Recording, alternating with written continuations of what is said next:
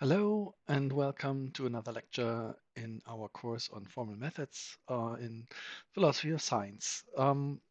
Today we're going to talk about Bayesian methods and in particular about Bayesian analyses of scientific inference and confirmation.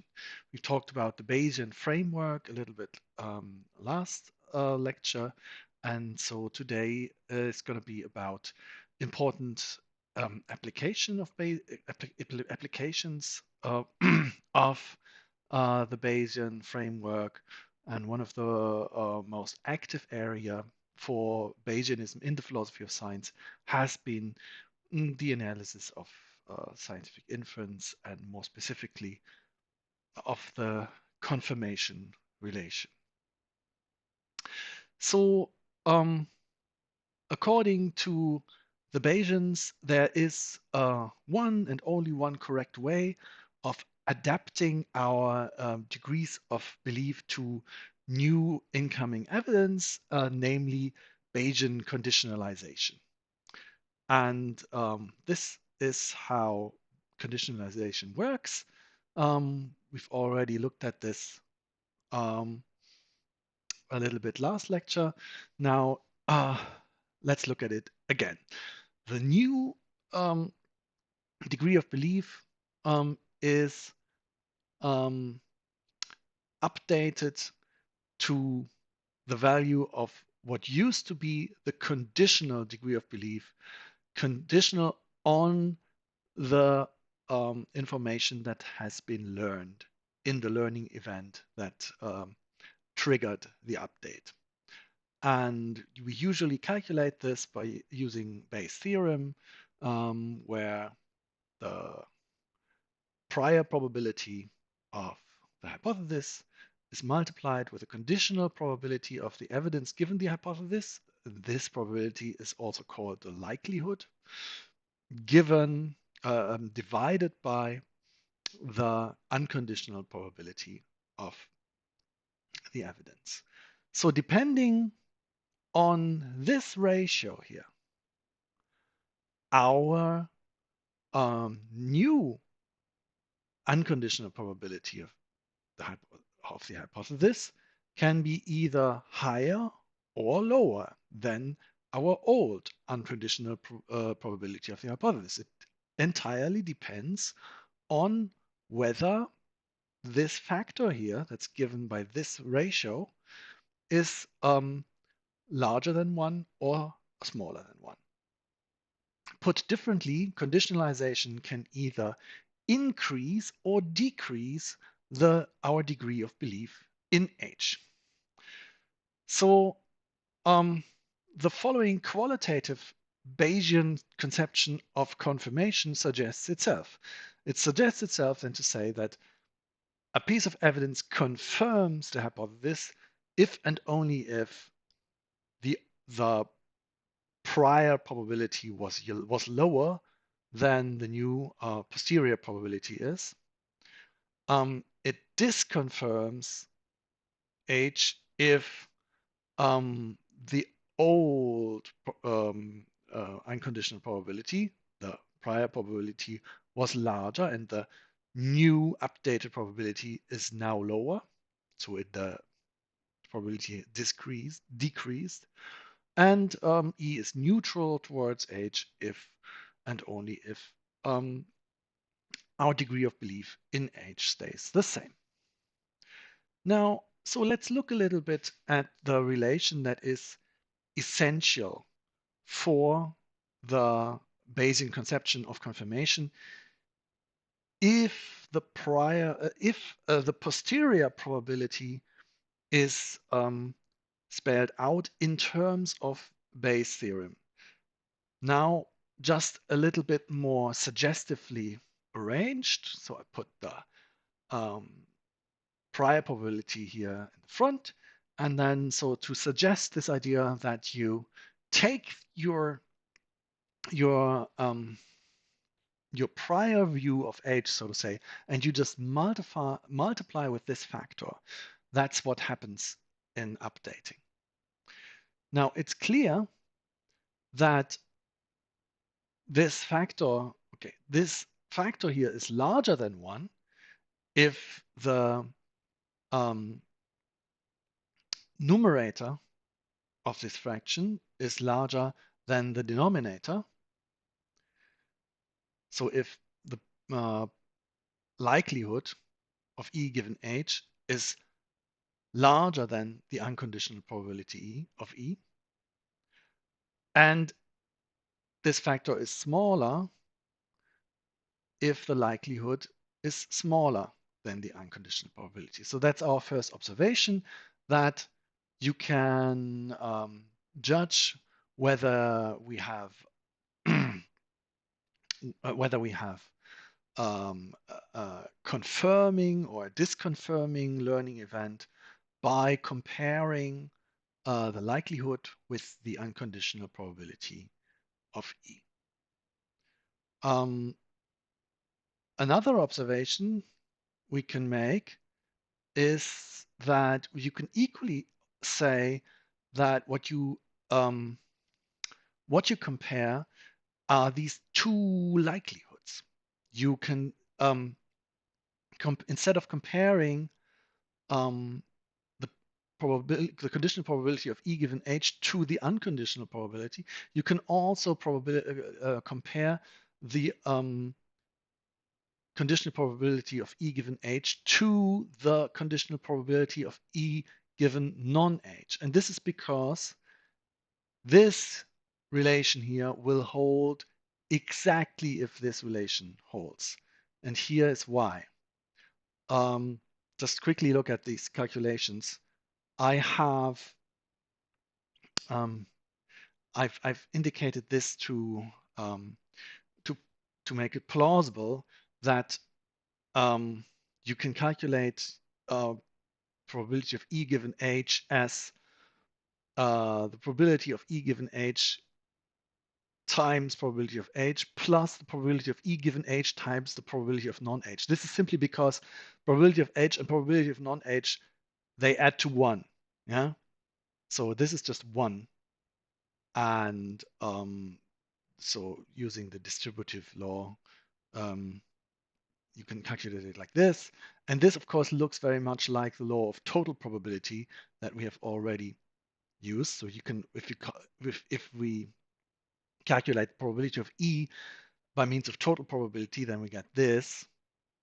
And if you compare what we've just found out is probability of E given H with this way of calculating probability of E by means of total probability, you notice that these two formula differ just in this term. And because all the terms here are positive values, this entire sum will be larger than this here if and only if this term is larger than this here, because that's the only place where they differ. So I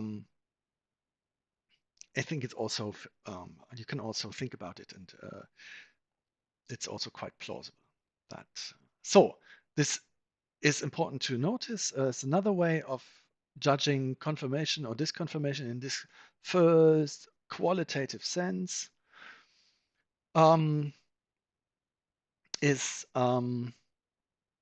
You can either compare the likelihood with the unconditional probability of E, or you can also compare these two kinds of likelihood, the likelihood of E given H and the likelihood of E given non-H.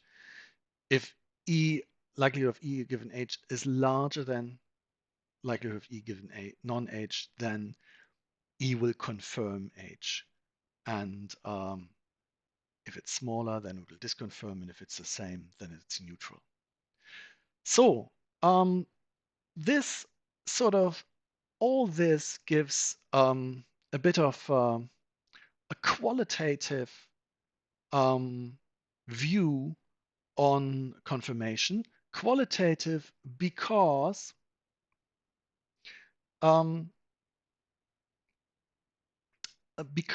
we're not saying anything about how much or what the degree of confirmation is. We're just saying these are the cases where confirmation takes place, and these are the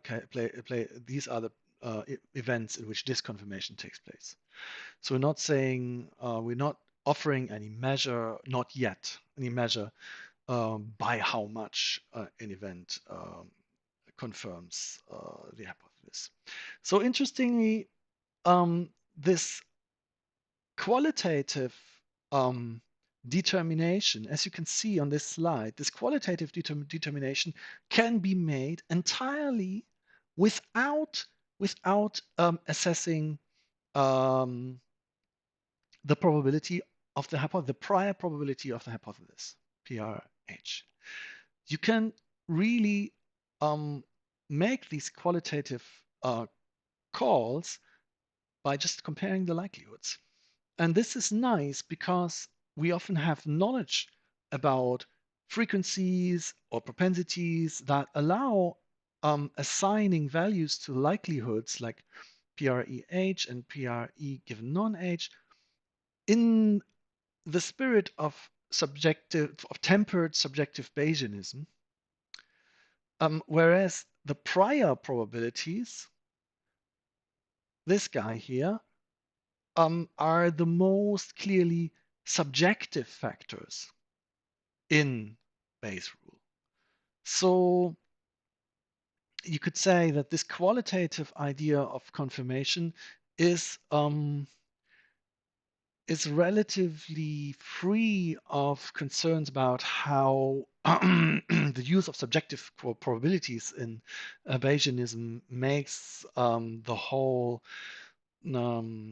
makes all the applications of Bayesianism in philosophy of science, turns them into some kind of subjective, purely subjective idea of what confirms and what doesn't confirm, for example.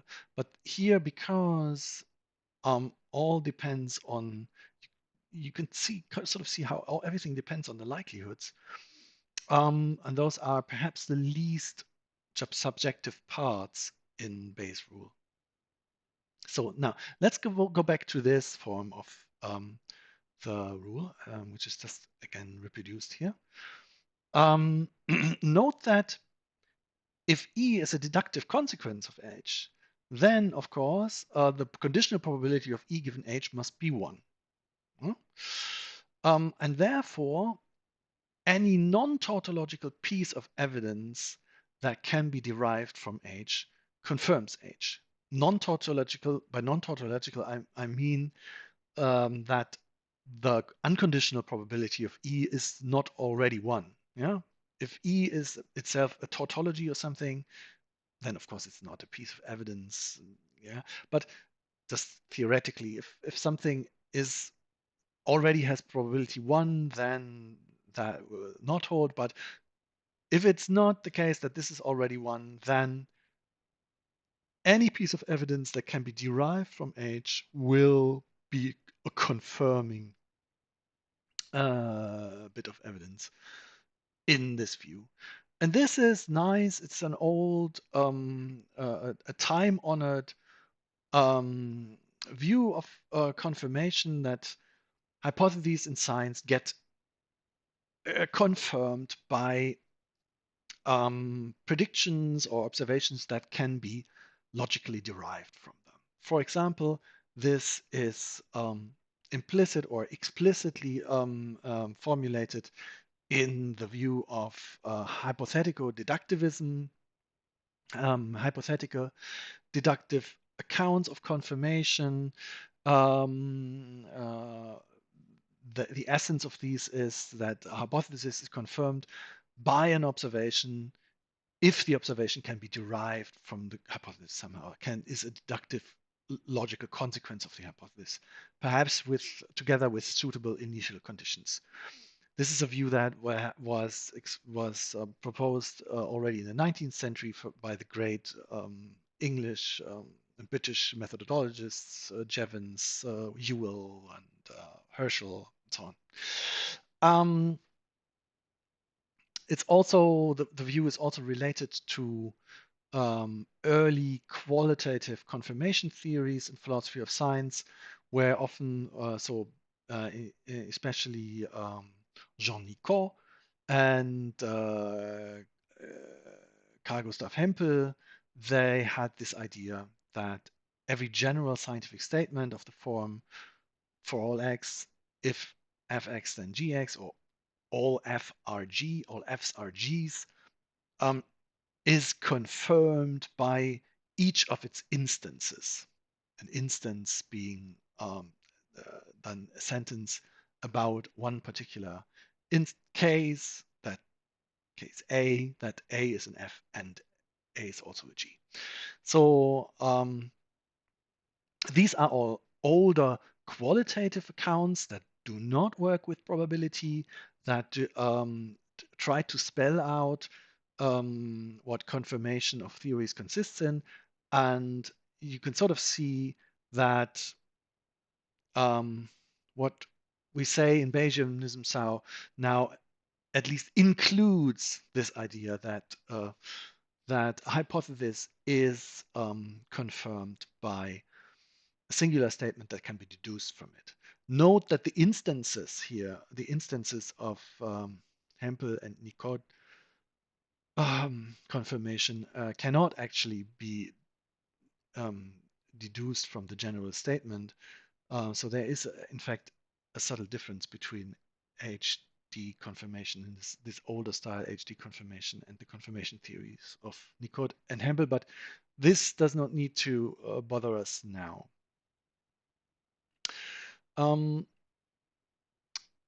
However, qualitative accounts such as this one, they generally have the problem that they cannot explain that while predictions make a theory, predictions that a theory makes, and then that then turn out to be true, always somehow support the hypothesis.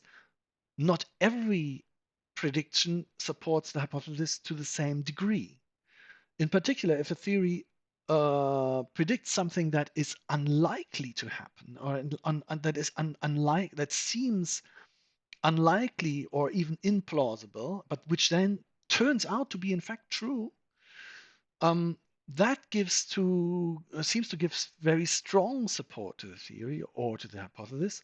Whereas if you derive a statement about an observation that everybody would, by and large, have expected anyway, and that observation then actually occurs, the hypothesis is somewhat supported by that observation. I mean, it's more supported than if the prediction had not occurred as predicted, but it does not receive quite as much support as in the first case, in the case of a surprising prediction, where the theory makes a bold statement and then that actually turns out to be true.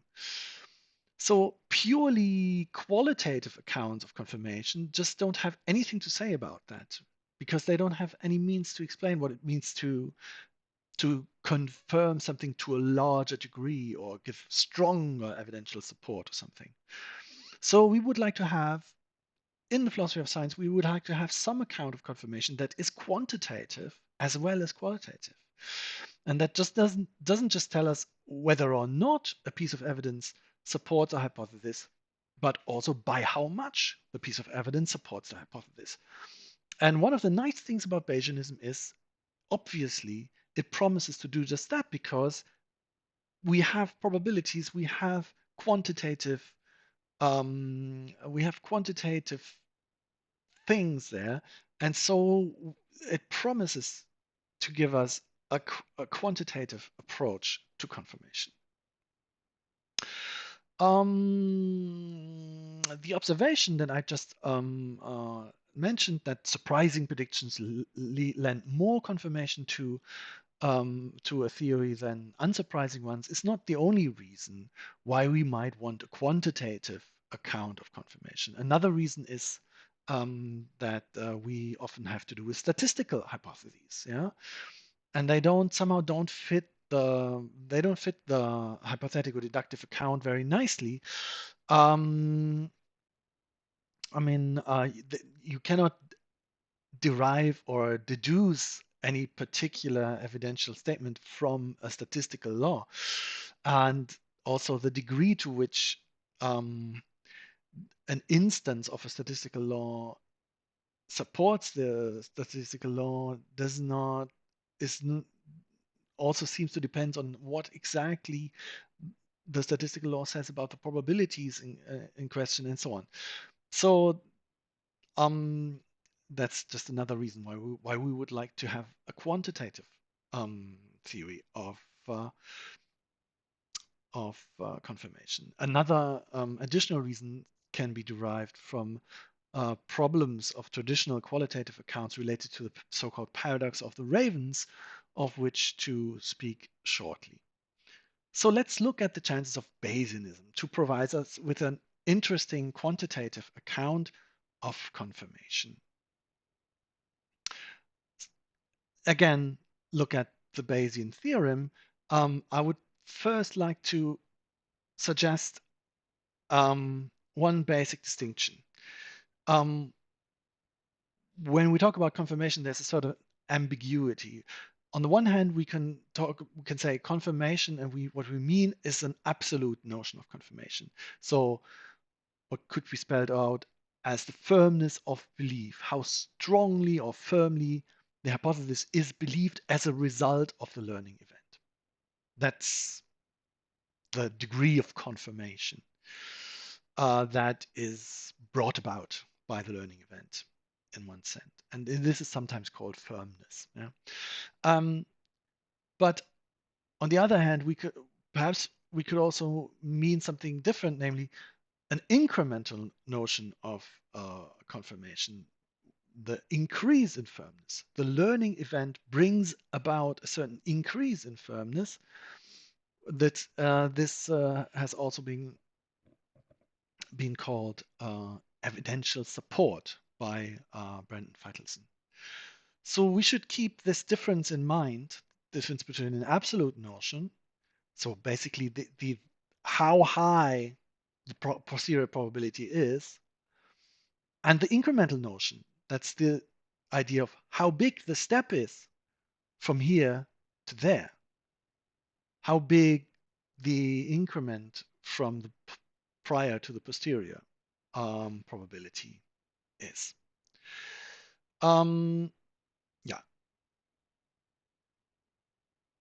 I'm going to defer discussion of different measures of confirmation to later in the lecture. So for now, we just keep this distinction a little bit in mind. And I want to start with this problem of surprising predictions and introduce an example, well-known, fairly well-known example, a toy example that philosophers of science like to talk about, the so-called Poisson's spot. The spot what we call Poisson's spot is a bright spot in the shadow of a circular object illuminated by light from a point source. So if you carefully build this experiment where a circular object like an opaque disk is lighted by a point source of light, and then you observe the shadow, you find in the middle of the shadow a bright spot. Yeah? And this is basically, yeah, this is a phenomenon that was predicted by Simeon Poisson, after which this phenomenon is named in 1818 on the basis of the wave theory of light in the form that Augustin Fresnel had just given the theory. And in particular, Poisson also derived the prediction that the spot in the center of the disk would be the light in the spot is as intense as if the disk wasn't even there. No? Now, the interesting thing about this is that Poisson was an opponent of the theory. He was a proponent of particle theory of light, and he made this prediction public in order to point out what he thought is an absurdity of Fresnel's theory. And he wanted to discredit the wave theory of light for making these absurd prediction. But then Dominique Arago did the experiment, and turns out the spot is there. This seems to be an example for an extremely strong confirmation of the theory. The theory predicted something that seems a priori so unlikely and implausible that the opponents of the theory even say that this alone, you don't even have to look, this alone is enough to discard the theory. But then you actually look and you see, oh, the phenomenon is actually real. So, what do we say about this from the perspective of Bayesianism? Well, I just want to go through this by simply looking at Bayes' rule. So in this very basic form, you can see that how high the so given that your theory has a certain prior probability, and given that your theory predicts a certain observation, we're going to come to that, but on a very simple-minded view, the fact that the theory predicts the observation would mean that this likelihood is 1. Yeah, because E, if you think of E as a consequence as a logical consequence of the theory, then this likelihood would be 1, and this is just your prior probability. Then the degree to which the observation actually confirms the hypothesis just depends on how large this is. And there you might say an observation that is very surprising, that just means that the prior probability, the probability that we assign to this event E before we observe it is very low. We think this is very unlikely to happen. And if this value here is very low, then of course the whole fraction is going to be relatively high. In fact, the lower the lower this value is, the larger the posterior probability will be. So that's a very simple view of how to explain in Bayesian terms that improbable events, unlikely, surprising predictions yield more confirmation than plausible, less surprising predictions. You can also look at Bayes' formula in this other form that I've introduced 2 lectures ago, where we've already used the law of total probability to calculate PRE. And there now you can see, okay, it all depends on this ratio. I mean, this is just given by the prior probability of H, whatever that may be. This is the complement of that. And if you look at different predictions that the theory makes or might make, always the same theory, then this will always be the same. But these might differ. Different kinds of predictions that the theory might make might differ in how much more, how much larger is the likelihood of E given H as compared to the likelihood of E given non-H. And if we want very strong confirmation of the entire theory, that would mean this fraction should get as close to 1 as possible. And that would mean that this fraction here down here must become as small as possible to get this whole thing close to 1. And how this thing here can become as small as possible is obviously for this value to be much larger than this value. So the idea is that if the probability of E given not H is quite high, so I'm sorry, it's quite low. The probability of E given non-H is quite low. For example, the probability to see the white spot in the middle of the shadow, given that the theory, the wave theory of light is not true, is negligible. Yeah? Whereas E is strongly predicted by the theory. Then you have a fraction here where the numerator is larger than the denominator.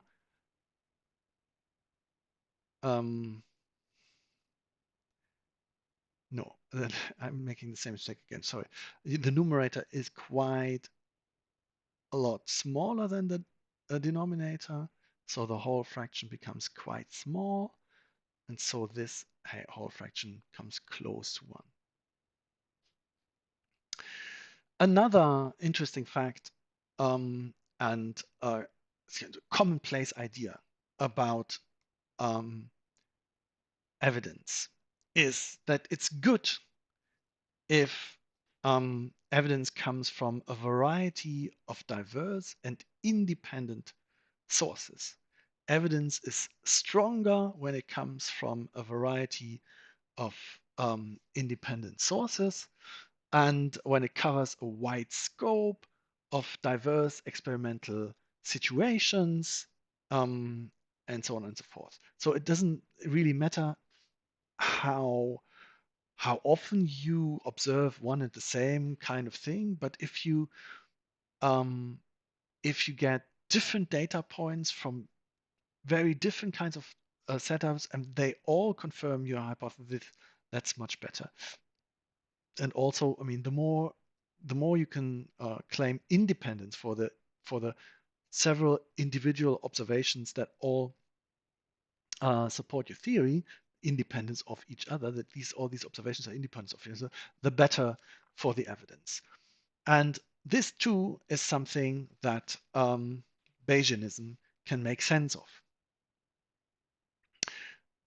For example, let's look at a hypothetical hypothesis, and then there are two observable statements, and both of which are entailed by H together with some piece of background knowledge K. For example, background color knowledge has the appropriate initial conditions and so on, so that you can derive E1 from the hypothesis, and you can also derive E2.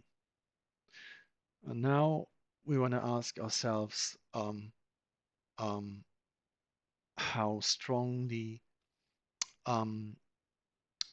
H gets supported by observing both E1 and E2. Now, bear with me for a moment while I explain how we get to the formula that we need. Let's just take, this is just Bayes' theorem, yeah, in the usual form. And because we add, everywhere we add conditional on E1 and K. We just do this, yeah? And we've already talked about this. This is something you can always do with theorems of probability theory. They hold the same whether you do them conditional on something or not. So we just add conditional on E1 and K everywhere. And then we get this. And now we look at these terms that we have and we notice that this here, we can simplify very much. because this whole should actually be 1. Because we said that E2 can be derived from H and K. So E2 given H and K and something else, whatever it is, doesn't matter, should be 1. Yeah. And hence we can just drop this term because it's 1, and we get this simpler expression. Probability of H given E1 and E2 and K. And this is, of course, an expression that expresses how strongly H gets confirmed in the absolute sense by observing both E1 and E2. And this is a term that expresses how strongly H gets confirmed by just observing E1. And now, so what makes the difference between these two? It's this factor. So you can say, for the confirmation by E1, E2 and E1 to exceed that by E1 alone, this factor must be noticeably smaller than 1. Yeah? If this factor gets close to 1, then basically this isn't much more than this. So how much more a given hypothesis is supported by the second observation, the second piece of evidence, depends on how likely E2 is given E1 and K. So what this means is that empirical evidence that is already suggested by previous observations together with some background knowledge, and without even considering hypothesis, would not lend much additional evidential support. So if, for example, given that you have already noticed E1 and you have your background knowledge K, you're already expecting E2 strongly. This might be for all kinds of reasons. Maybe because E2 is just a data point that's very, very close to E1. Yeah? Or it may be because E2 is somehow dependent on E1. It's been done, it's done by the same person in the same experimental setup, in the same situation, and so on. These kinds of dependencies would um, have as a result that the subjective probability of E2 given E1 and K would be close to 1. You're already expecting E2 quite much. But if E2 has nothing to do with E1 and K, then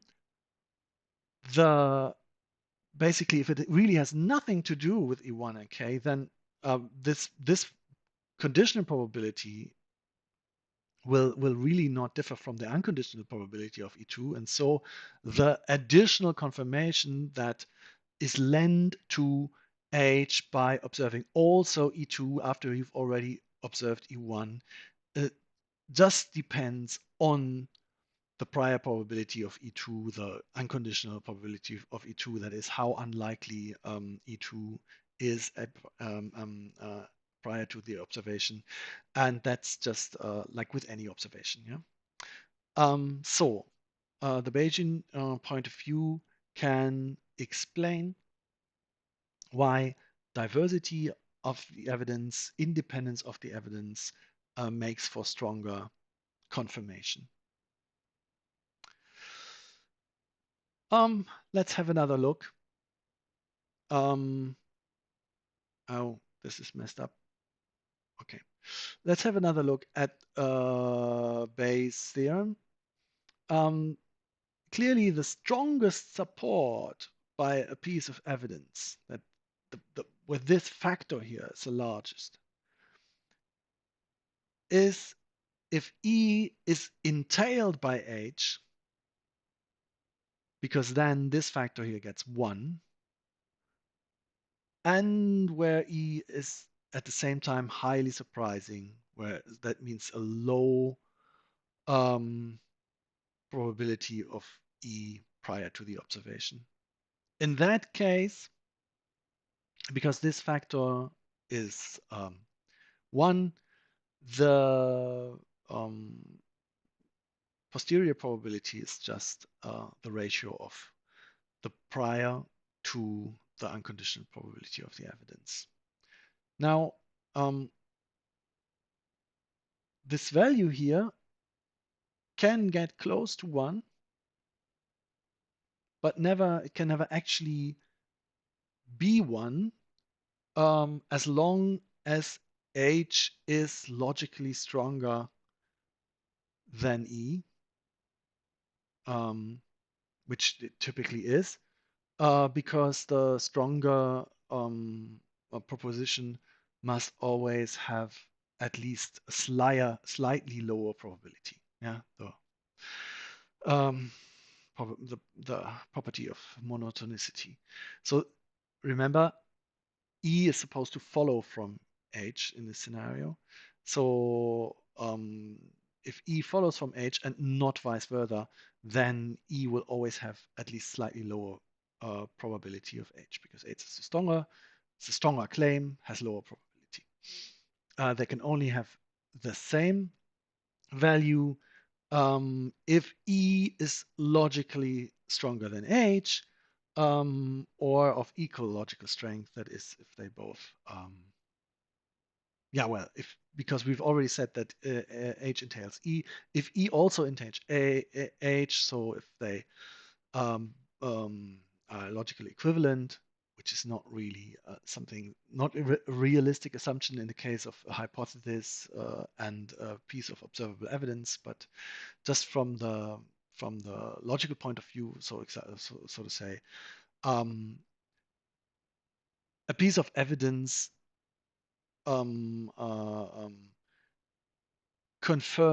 maximally confirms everything that is logically weaker than a piece of evidence. So everything that's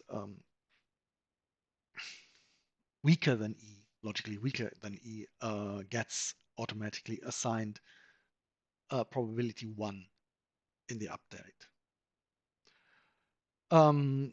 The strongest disconfirmation happens if the hypothesis is inconsistent with the evidence, with E. So if it from the hypothesis logically follows that not E, and then if you observe E, the update by Bayes rule just implies that H has to be assigned probability 0 in the updated probability function, because the likelihood E given H would be 0 if H actually entails non-E. There's no way around that. And then, so you might call this falsification. Yeah. Now, a noticeable or remarkable feature of conditionalization is that once the probability distribution is updated to assign either 1 or 0 to any given proposition, the agent cannot get away from that degree of belief for that particular proposition by means of ordinary Bayesian conditionalization ever again, basically. So if you always update your beliefs by means of Bayesian updating, and you run into, for example, disconfirmation of some hypothesis in this sense, and you assign, as a result, you assign 0 in your new updated probability function, you assign 0 to H. If you keep on doing Bayesian updating according to Bayes' rule, you will never have any other degree of belief about H again, but 0, because Well, the old probability goes into the new probability as a factor here. And if you have 0 here, you're going to have 0 there. The same is true for probabilities that get assigned factor 1. Once you have fact you have probability 1 assigned to any any proposition, because, well, if h your degree of belief for h is 1, then your conditional degree of belief for h for any condition whatsoever can also only be 1. If your unconditional probability is 1, then your conditional probability will also be 1. So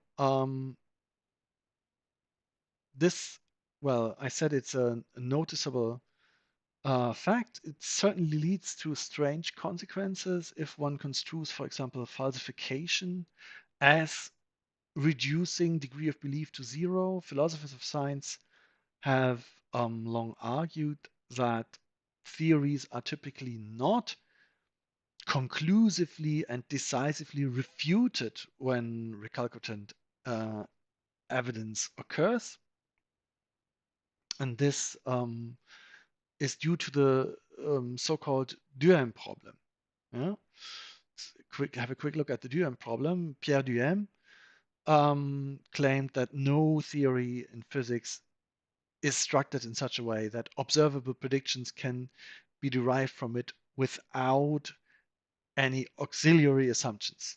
The auxiliary assumptions that that he talks about are statements about initial conditions, about all kinds of conditions describing the system under observation, such as boundary conditions, assumptions about how the experimental apparatus works, including how the measurement instruments work, and assumptions about how well the whole system is isolated from interfering forces and all these kinds of things.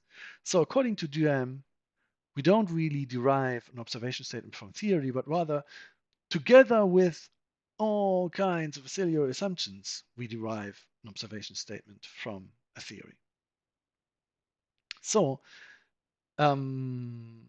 hence, after we've established not O, all we can conclude is not non-T, but we conclude not T or not A or not A or T. Also, the theory is false, or any one of the many auxiliary hypotheses must be false.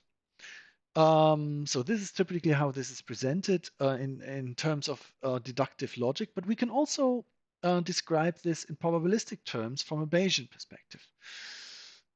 From the Bayesian perspective, the lesson that we should take away from Duhem's problem is that even for what is typically and carelessly called a deductive consequence of T, if the situation is, as Duhem describes it, a realistic estimate for the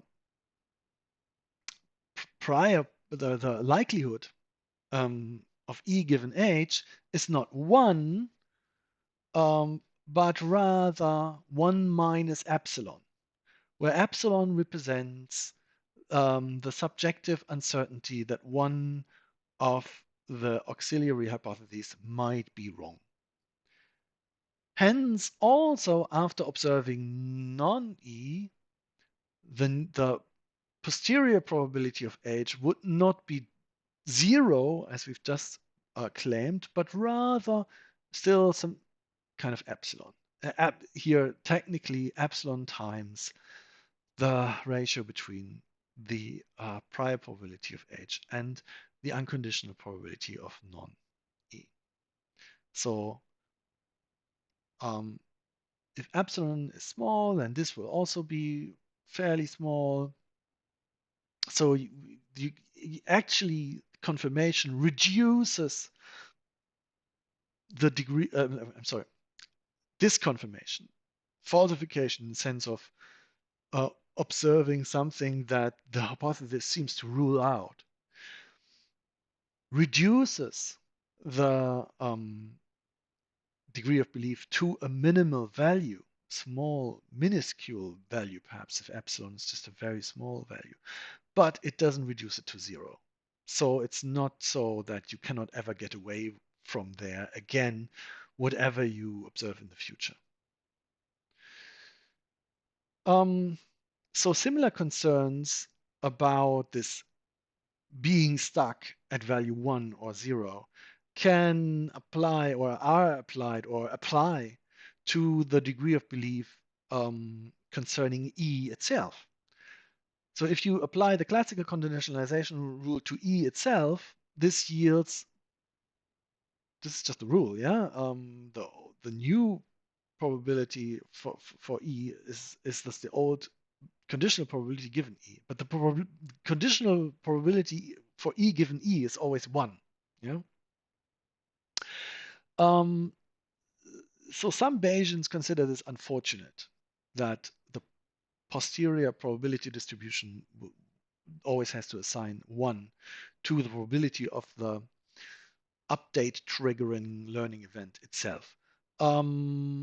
It would kind of imply that what is learned in a learning event that triggers an update is itself always certain and unrevisable, at least unrevisable by Bayesian updating. And for this reason, Richard Jeffrey in the 1960s already proposed an alternative conditionalization rule, so-called Jeffrey conditionalization, that allows for updating on uncertain evidence. So here, we don't take E to be certain, we take E to have probability. So in the learning event, we first assign a new probability to E, and we use this to give this sort of weighted, this kind of a weighted updating. So partly we update on E and partly we update on non-E, and the weights we assign to these two is, or we conditionalize on E and on non-E, and we weight this by the probabilities, the new probabilities of E and non-E respectively. Of course, then these factors here, probability of H given E, non-E, and the probability of H given E, will again be typically calculated by means of Bayes' theorem. So it's still, the machinery is still very much very similar to that of classical Bayesian updating, but just a little bit more complicated. Note that the classical conditionalization rule, that the one that I introduced in the beginning when we started to talk about Bayesianism, comes out as a special case of Jeffrey conditionalization for the case where we assign probability 1 to E. So in that sense, Jeffrey conditionalization is a generalization of the idea of Bayesian updating or Bayesian conditionalization. To give one more example of how Bayesianism treats classical problems in the theory of confirmation, I will now turn to the paradox of the ravens. This is a problem for traditional qualitative accounts of confirmation, such as hypothetical-deductivism, or also Hempel's and Nicod's idea that general laws are confirmed by every one of their instances. Well, the best way to explain it is just to look at the classic example. And the classic example is to consider the law that all ravens are black as a simple, general, universally quantified conditional for all x. If x is a raven, then x is black. And then we have some kind of additional condition. We have selected an object, and we know that the object is a raven. And then we can derive from the law that the object must be black if it is a raven. And if we actually make that observation, then, and if actually turns out to be black, then the law is confirmed. That's the traditional view of confirmation. So far, so good. But note that for all x, if Rx then Bx is logically equivalent to for all x, if non-Bx then non-Rx. Well, you can recall that that's the equivalence of contraposition. And this means all non-black things are non-ravens. If you think about it, you can see that these two are perfectly logically equivalent. And therefore, if you follow this line of reasoning and follow it through for this universal statement, the hypothesis that all ravens are black should also be confirmed by every observation of a non-black non-raven. So consider this as our starting hypothesis. All non-black things are non-ravens. Given an object that is non-black, we make the prediction that it is not a raven, and then if you observe it, that should confirm the hypothesis. This is, for example, a red car. Yeah, observing a red car should observe the law that should confirm the law that all ravens are black, because it confirms the law that all non-black things are non-ravens. And this is so I notice this is a red thing. Is it a raven? No, it's a car. Good. Then I've again confirmed that all non-black things are non-ravens. And thereby I have confirmed that all ravens are black. Now, this is really a very decisive problem for every account that tries to describe the confirmation relation in purely in terms of deductive logic alone. Because the deductive relations are just undeniably the same for the case of the black raven and the case of the non-black non-raven. Yeah? And so if you just want to rely on deductive logic alone, as, for example, Hempel and Nicot tried to do, and as the hypothetical deductivists of the 19th century tried to do, then this problem is not going to go away. This problem was identified by Hempel himself. So how does Bayesian treat this kind of paradox or problem? Let A be a randomly selected sample object now.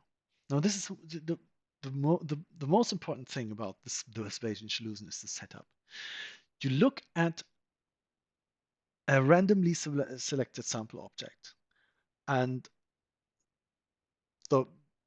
your evidence is either that the randomly selected sample object, you randomly select an object from the universe, so to say, and then your evidence is either that this randomly selected object is a raven and is black, or is not a raven and is not black. And how much confirmation do these pieces of evidence confer to the hypothesis that all ravens are black? Well, we just go through, we apply Bayes' rule. Yeah, we look at the probability of age given that the randomly selected object is a raven and is black, and compare this to what we get when we look at age given the probability of age given that the randomly selected object is not a raven and is not black. Kind of, this is just Bayes' rule applied. To make the whole thing a little bit more manageable, we're going to look at whether we can simplify one or the other term here. And we're going to start with this guy here. And okay, Now we go through this step by step. The probability of A being a raven and black given H. That's just the probability of A being black given that A is a raven and H multiplied by the probability that A is a raven given H. That's just the rule of how you calculate probabilities of conjunctions. Yeah, if you don't know whether they are probabilistically dependent or independent. But this factor goes away because it's 1. Because the probability of that A is a black object, given that A is a raven and that the hypothesis is true, is of course 1, because this A should not be there, because H together with RA, of course, implies BA. So now we have to consider what is this, the condition probability of that A is a raven given that H is true. Well, the conditional probability that a randomly, or the not the probability that a randomly selected sample object is a raven has nothing to do with whether or not the hypothesis is true. Whether or not all ravens are black or not doesn't affect the probability of the probability that a randomly selected object is a raven. So we should assign it the same probability as we assign to RA unconditionally. Because given this interpretation, BA and H are probabilistically independent of each other, so there's no reason to assign a higher or lower probability to RA given H than what we assign to RA unconditionally. So we've reduced this factor here quite a bit, and you can follow exactly the same logic for this factor to argue that it is identical to just the probability of the randomly selected object not being black. Now, I'm just gonna, on the next slide, I'm just gonna collect everything on this slide so that we have a little more space again. And then I'll insert these values into these formulas that we've already had. And by again using the ordinary formula to calculate the probability of conjunctions, here you can see that okay, we can eliminate the probability of RA here, and we arrive at something even simpler. And we can do the same thing for this other, or a similar thing for this other formula, and we have again reduced dramatically simplified the expressions that we need to look at and compare for our comparison of the absolute confirmation that the hypothesis that all ravens are black receives by observing a black raven or by observing a non-black non-raven. So what we get when we really just look at these expressions is, okay, this here is the same. It all depends on these guys here. And there, what you want to say is, there are clearly incomparably more non-black things in the universe as compared to ravens. And therefore, the conditional probability of a non that a randomly selected object is not a raven, given that it is a non-black thing, will be very close to 1. All you know about this thing is that it is not black. So what's the conditional probability that it is not a raven? Well, there aren't so many ravens in the universe as compared to all the other things, or the other non-black things. So the expectation that it will be a non-raven will be very, very, very high. It will be very, very close to 1. And so this here will not be very different from the prior probability of age at all. In other words, there's no noticeable confirmatory effect. But if you look at this, the conditional probability that the randomly selected sample object is black, given that it is a raven, this should be not so close to 1. Because it's not so that almost everything in the universe is black. So there's a way in which this can be close to 1, namely if you already very, very firmly believe that all ravens are black, then this will not give you very much more confirmatory effect. But if you don't have a really, really strong belief already that that's the case, you will still get some noticeable confirmation by observing another black raven.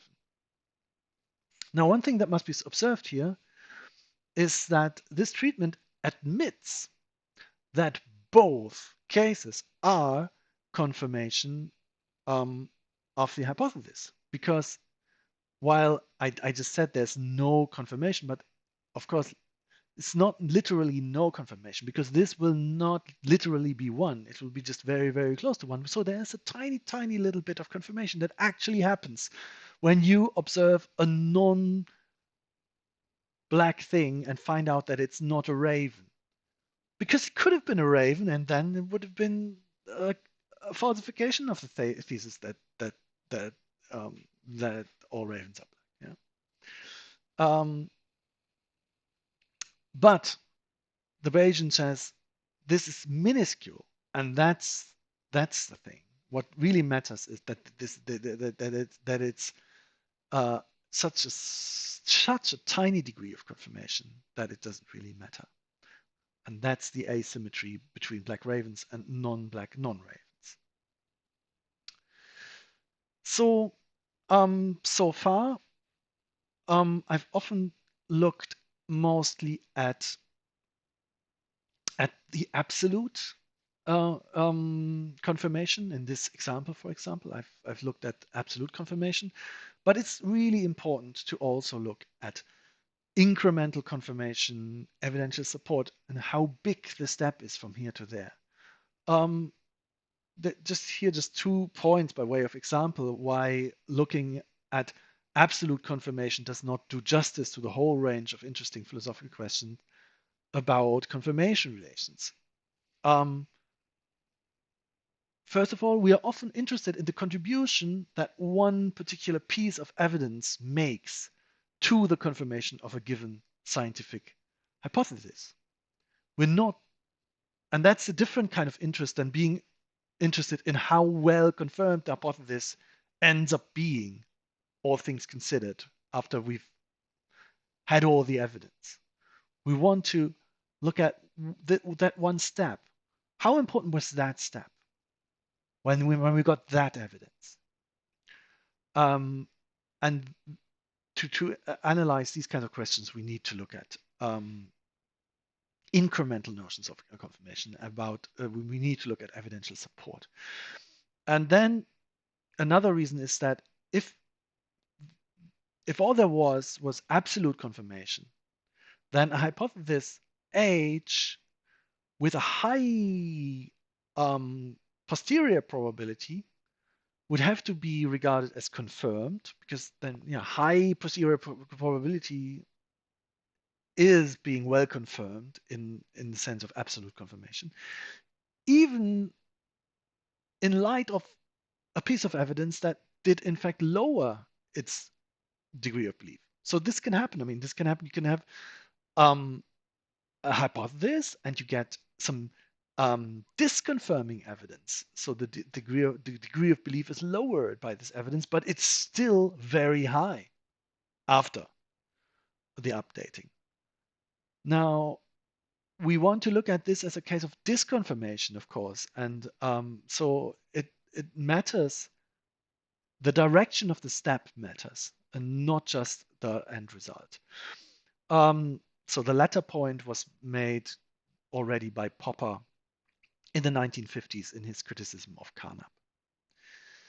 Bayesians have discussed quite a large number of different proposals of how to measure incremental confirmation. So you might think, okay, this is easy. You have posterior probability and the prior probability, and so the step from the one to the other, the step can be bigger or smaller.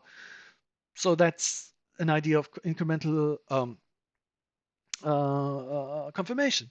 Yeah, but there's so many different ways of describing bigger or smaller for this kind of steps. And so look at this. This is a list that Sprenger and Hartmann have compiled in a new book on Bayesian epistemology of science, Bayesian philosophy of science. And these are all measures that have been proposed and discussed in the literature for measuring this step, measuring how strong the evidential support is that is given by a given piece of evidence. All these measures have advantages and disadvantages. For example, the difference measure, up the first on the list, yeah. This might be the one that most clearly and easily and directly captures the idea of increase in firmness of belief. You go from age to age given A, and how big is that step? Well, it's a difference, you know. But the difference measure also implies that once a hypothesis has a high prior probability, it cannot be very strongly confirmed anymore because there are only small steps that can be made in terms of differences. Yeah. It also implies that if a hypothesis is confirmed by a series of diverse pieces of evidence, the order in which these confirmations occur co-determines how much evidential support is attributed to each of them. Basically, the further you go in the order, the smaller the steps get. That's counterintuitive in many particular cases. And this has made some authors turn to ratios rather than differences. For example, this the simple ratio measure, or this is a log ratio measure, because when you regard ratios themselves as, for example, this ratio without the logarithm, then ratio will also indicate the neutral point, the point where the evidence neither confirms nor disconfirms the hypothesis, as with the value 1. Yeah, if this ratio is 1, then you have that neutral value. So many authors prefer to use a logarithm of that to recalibrate the scale, basically in such a way that you get a scale that is then again centered on 0, where the neutral point is indicated by 0. Be that as it may, the simple log ratio measure here would solve the problems that I've just discussed for the difference measure.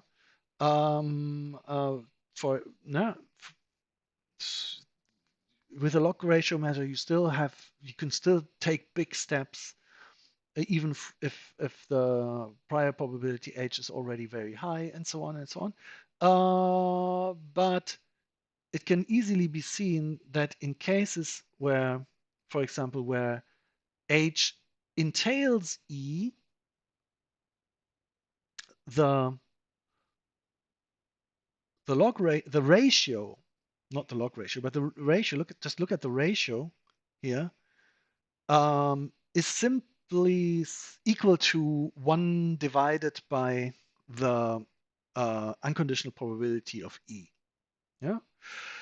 And so the evidential support would, if you only consider this ratio, would only depend on the unconditional prior probability of the evidence. For example, this would mean that if H entails E, E would give H the same evidential support as it would give any other hypothesis that entails E. For example, the conjunction of hypothesis H with any arbitrary other hypothesis. So the observation of the Poisson spot would give the same amount of confirmation to Fresnel's theory of the wave theory of light as it gives to the conjunction of Fresnel's wave theory of light with the claim that mice secretly govern the planet. That seems unfortunate. So these kinds of considerations is what drives people to these more complicated measures.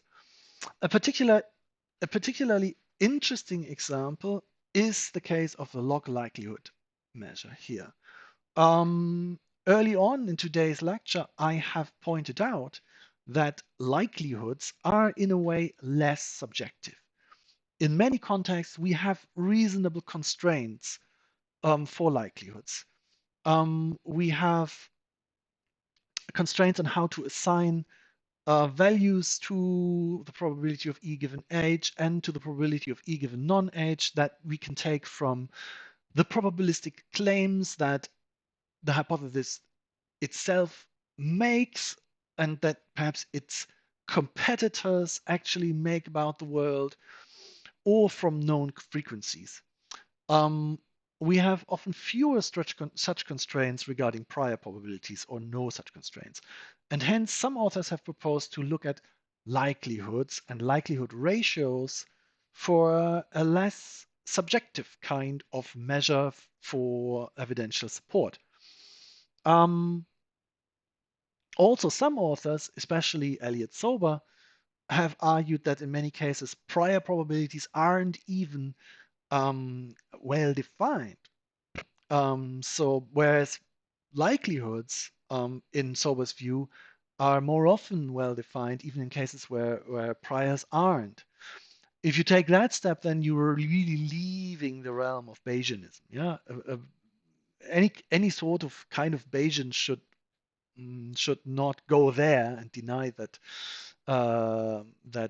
propositions that we believe or not believe have probabilities, but or subjective probabilities. But well, Sober in that sense is not a Bayesian. So perhaps it just makes sense to just focus completely on the likelihoods. And as I've pointed out in the beginning, E raises absolute Bayesian confirmation of H if and only if the probability of E given H is larger than the probability of E given non-H. So in that sense, this measure is perfectly well motivated from the Bayesian point of view, even if perhaps some people who propose this measure are not Bayesians anymore. But you can motivate this measure from the Bayesian point of view too. But also there are problems. Absurd hypotheses can have strong likelihoods.